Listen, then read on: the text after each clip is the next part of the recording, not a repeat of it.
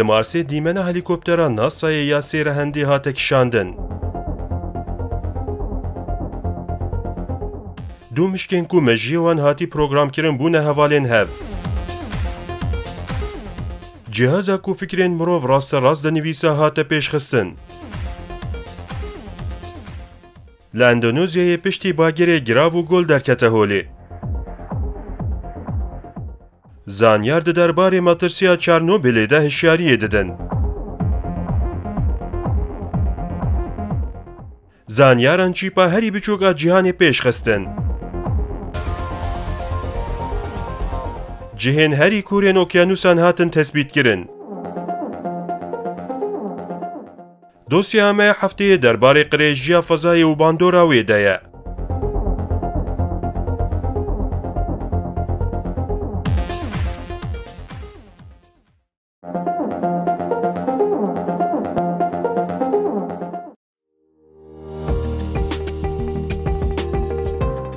Ev demeke ku keştiya fezayê ya NASAyê Perseverance li Marsê di pey keşfên balkêş de ye. Endezyarên keştiyê li ser xebatên keştiyê dixebitin û her carekê tiştên nû parve dikin biraya giştî re. Ji aliyê endezyarên keştiyê ve dîsa pêşketineke nû hate parvekirin. Gelek dem di ser re neçûye ku dîmena helîkoptera bi navê Ingenuity ya NASAyê hatibû parvekirin.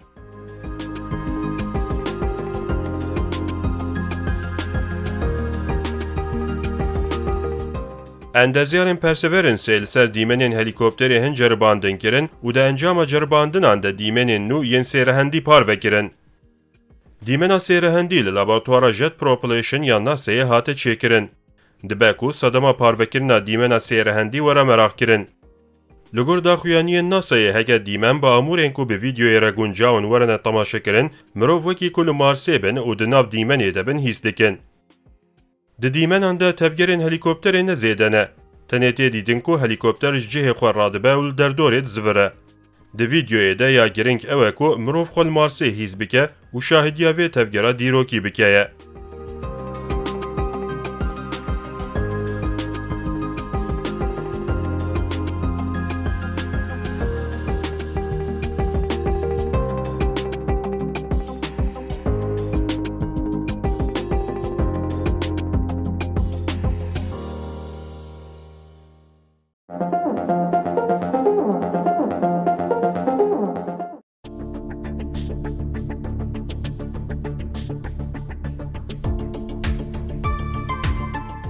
Zanyarên Emerîkî cihazeke ku ji bo hevaltiyê mejiyê mişkan program dike pêşxistin. Xebat ji aliyê zanyarên zanîngeha Northwestern ve hate birêvebirin.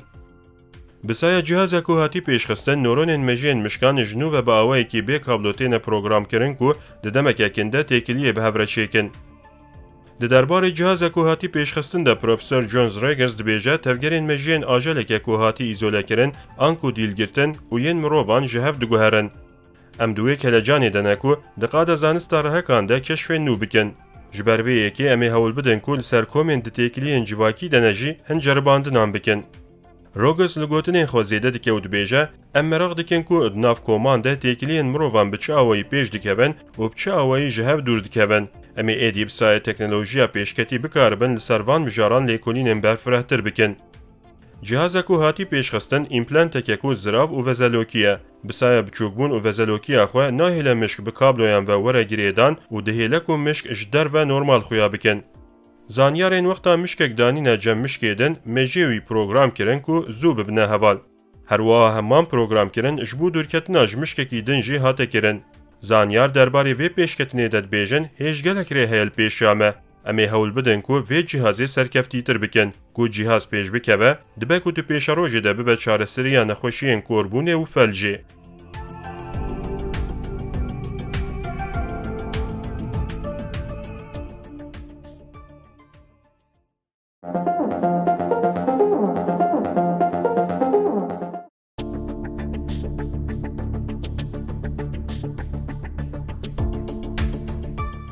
Di qada kontrolkirina me jî de gelek pêşketinên nû têne bidestxistin.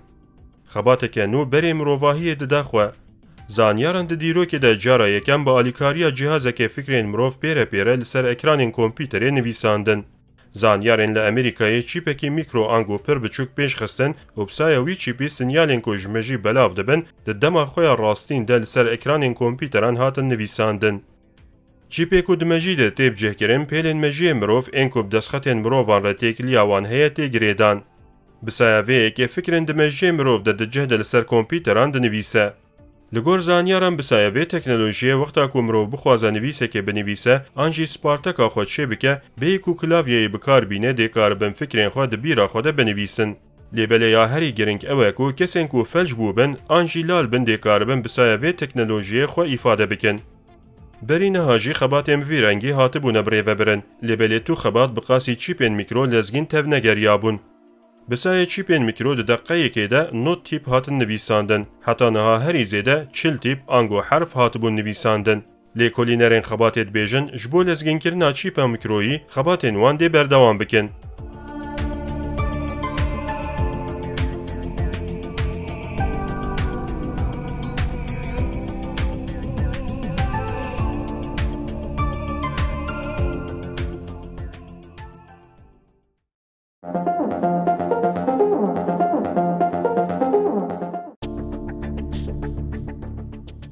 Di hefteyên borî de li Endonezyayê bagereke dijwar qewimî.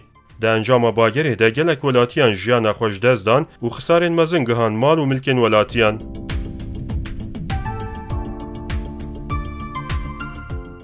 Piştî ku Endonezya hate ser hemdê xwe, welatiyên li Herêma Timor-Lestê dîtin ku giraveke nû derketiye holê. Her wiha li başûr Rojavayê Endonezyayê hate dîtin ku goleke nû çêbûye.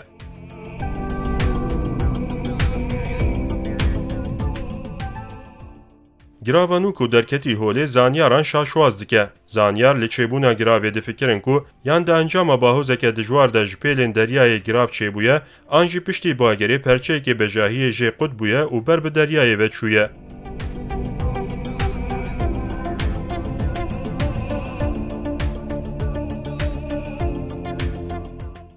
Ji bo piştrastkirina van fikran lêkolîner dê xebatên xwe bidomînin. Girava ku nû çêbûye wekî girava Paskalyayê binavkirin. Di heman dîrokê de li bajarê Kopangê jî golek çêbû. Şêniyên herêmê ji gola ku cihê 2 hektarî digire metirsî darin. Ji ber ku li gor welatiyan gol roj bi roj mezintir dibe. Di dema çêbûna golê de erdên çandiniyê têra xwe xisar dîtine. Welatî ditirsin ku qada golê berfirehtir bibe û bi karesateke nû re rûbrû bimînin.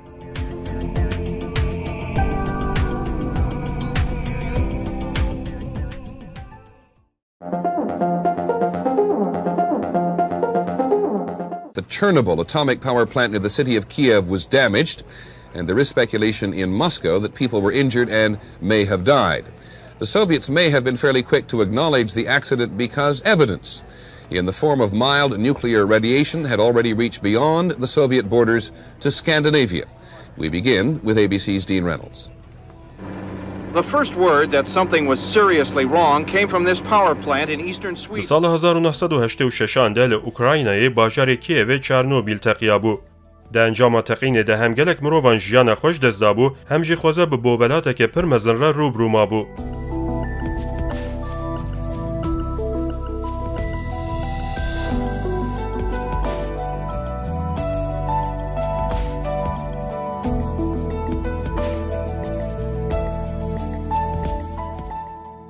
Li gor nivîseke ku di kovara sayînsê de hatî weşandin de pisporî sebalê dikişînin ser metirsiya Çernobîlê. Li gor zanyaran uranyuma ku di teqînê de hatî veşartin ji nû vedî derkeve holê û jiyana mirovan bikeve xetereyekê. Zanyarê ji zanîngeha Sheffieldê Neil Hyde dibêje bu yer wekî terafa agîrekî ye. Zanyarên ji Ukraynayê li ser dixebitin ku gelo rewş dê xwe bixweber bi asayîbûnê ve here an dê rojên xerab li benda mirovahiyê bin. Li Kievê ji Enstîtûya Pirsgirêkên Ewlehiyê yên santrala nukleer Anatolî Doroshenko dibêje ku sansorên di odeyekê ku em bi ser ve nabin de zêdebûna nötronan tespît kirin. Zêdebûna nötronan destpêka reaksiyoneke fîsyonî nîşan didin. Ji Enstîtûyê zanyar Maxim Sevelyev dibêje em nikarin dibêtiya bûyereke nû paşguh bikin. Her wiha dibêje ji ber ku nötron hêdî zêde dibin, hê jî li pêşa me çend salek hene ku em pêşî li bobelatekê bigirin. Ji ber vê yekê divê berpirsiyar ji bo çareseriyê destên xwe sivik bikin.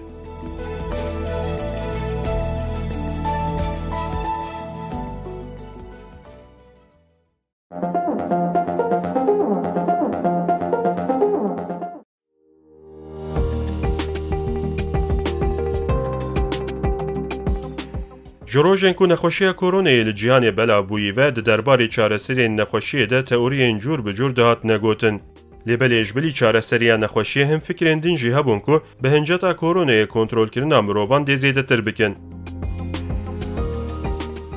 د چارچوبه وی فکری ده دهات گوتن کو د چی پک مروان و بکن اف فکر جهن آلیان و وکی فکرین پیکنوک دهات نرخاندن لبلی ده انجام خبات که داویده درکت هولی کو چی پک بچوک هاتیه پیشخستن کو با الیکاریا پارزیان دکارن بردن بدن مروان زانیارین زانینگه کولومبیای چی پک میکروکو بسای پارزیان بردن بدن مروان پیشخستن چیپا کو هاتی پیشخستن بکری پیواندن سنجری نالاش مروفتی زانیاری خباتی که این شیپر دبیجه کو آرمانجا ما پیدا کردن چی پک پر بچوک بو شیپر لگوتنین خوزیده دکه و دبیجه چیپن بوی رنگی جبو جهازین طبی پر گرنگن چیپا کو هاتی آماده کردن الکترونیکه و جبو بخبته پیدوی به تو تشتی نابینه چیپا کو هاتی پیشخستن او خاصی بچوکه کو بچاوان نایدیتن مزناهی چیپ میکرویی جه 0.1 میلیمتر کوپی بچوکتره بتنی به میکروسکوپ که مروف دکاره چیپی ببینه زانیارنده کو اف چیپ خوب بخبته لیوگره که تایبت آپی ازو الکتریکی پیشخستن اف لیوگر جبو خبتینا چیپ انرژی کوم دکه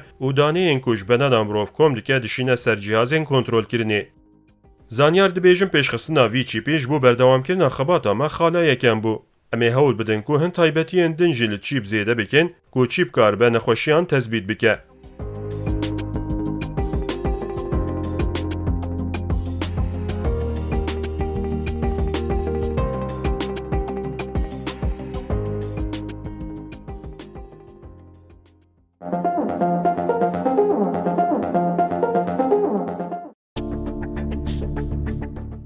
جبو تثبیت کردن جهن هری کور این اوکیانوسان زانیاران خباته که بناوی 5 دیپس اکسپیدیشن کو 10 ماهان دومه دابونه دست بیکرن د چارچوبه پروژه ده زانیاران خبردانه بنه اوکیانوسان د انجام خباته ده الگل تثبیت کردن کوراهی اوکیانوسان د درباره اوکیانوسان ده گلک دانه اندن جهات نب دست خستن دروژن بوری ده انجام خباته لسر کوبارا جوینسینز داتا جورنال هات نوشاندن زانیاران بگشتی 39 جاران خبردانه نوا اوکیانوسان و 45,000 کیلومتر این ریچونه.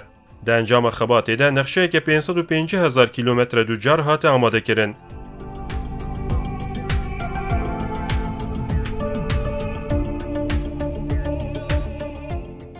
ده جهن نقشه ده هات ندیار کرن ده جسادی 61 جهن کو بری نه خبات لسر نه هات نکرن هنه. جسادی 3 جهانجی کوراهی اوکیانوسان هات نه تثبیت کرن. یاراس هنجین کوجنو و هاتنه تثبیت کرن دخباتین بریده هبون لیبلی بخباتانو هندانه نوجی درکتن هولی لگور دانه این خباتی جهن هری کورین اوکیانوسان وهانه لوکیانوسا پاسیفیک هریما چلنجر دیپی 10,924 متره لوکیانوسا اطلسی لکورتا پوارتوریکوی 8,378 متره لوکیانوسا انتارکتیکای لکورتا ساندویچا باشور 7,432 متره لوکیانوسا هندی لهریما کورتا جاوای 7,187 متره. لوکیانوسا آرکتیکی لچالامونای 5,551 متره هات تثبیت کرن. ده انجام پروژه ده زانیاران جهه که کود مزناهی فرانسایی ده نقشه ده خیز کرنه. بگوتنه گدن هن هریمن دن جی هات نکشف کرن. هر وها درباره زندین ده اوکیانوسان ده جی هندانه نو هات نبدس خستن.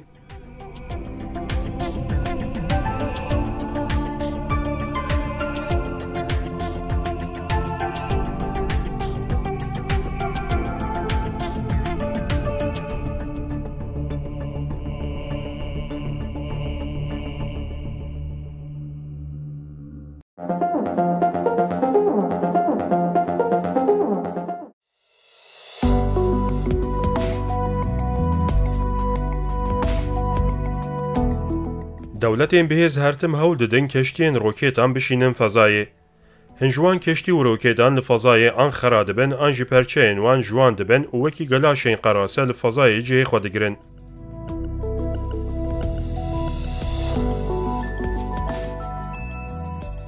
هری داویجی روکیتا کجالیه چینه و هاتی شاندن دمک لفضایی ما و بو صدما مترسیه که. پشتی کو روکیت لوکیانوسا هنده کتی دل مروان راحت بو. پشتی وی بویره پرسکه گرنگ چه بود مجیه مروانده. لفضایی چی قاز برماهی هنه و مروواهی لبنده بویرین بچه رنگینه.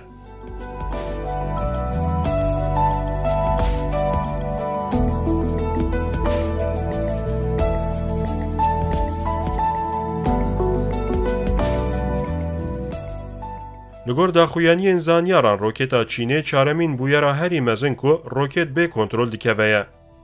Di dîrokê de cara yekem di sala 1979 de îsgeha fezayê ya Amerîkayê ketibû. Cara duyem dîsa roketa Amerîkayê ketiye. Cara sêyem îsgeha fezayê ya Rûsyayê ketiye û herî dawî jî roketa mezin a Çînê ket. Ji vê rewşê derdikeve holê ku bermahîkên keştiyên fezayê ji bo mirovahiyê xetere ne. Lêbelê gelaşên li fezayê ne wexta ku dikevin, her wiha wexta ku li fezayê ne jî xwedî xetere ne. Sala borî di derbarê gelaşên li fezayê ne lêkolîn hatiye kirin. Di encama lêkolînê de 5 gelaşên herî metirsîdar ên li fezayê hatine tespît kirin. Ji wan gelaşan 35 mûşekin û 8 jî peykin. Heke hin ji van bermahîkan li hev bikevin dê bo belatên mezin biqewmin. Dibe ku gelaşên xeternak ên fezayê jî derxin holê.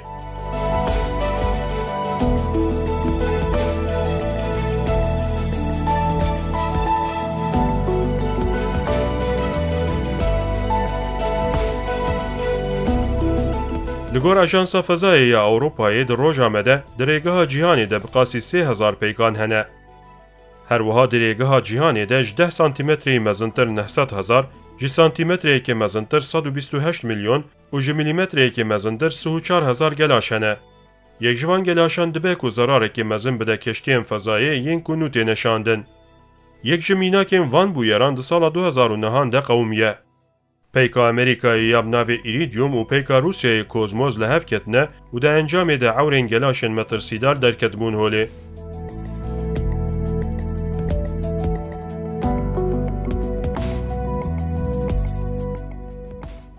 Li gor rapora tevgera pêşketin û efkariya aborî weşandî, encamên qirêjiya fezayê wiha hatine rêzkirin. Texmînên hewayê ragihandina ku bingeha wê li fezayê ya û înternet dibe ku di pêşerojê de ji holê rabin. Ji ber gelaşan jiyana astronotan dikeve xetereyê û dibe ku di pêşerojê de li fezayê mirinên ji ber gelaşan zêdetir bibin. Xebata zanistên erdê û lêkolînên avhewayê dibe ku asteng bibin. Ji bo çareseriya gelaşên li fezayê perekî pir zêde hewce ye. Ji ber vê hêj li fezayê gavên giring nehatine avêtin. Lêbelê heta ku ev pirsgirêk hebin, dibe ku ji aliyê aborî ve zirarên mezin çê bibin. Ji bo pêşeroja fezayê û mirovahiyê divê çareseriya paqijkirina gelaşan were dîtin.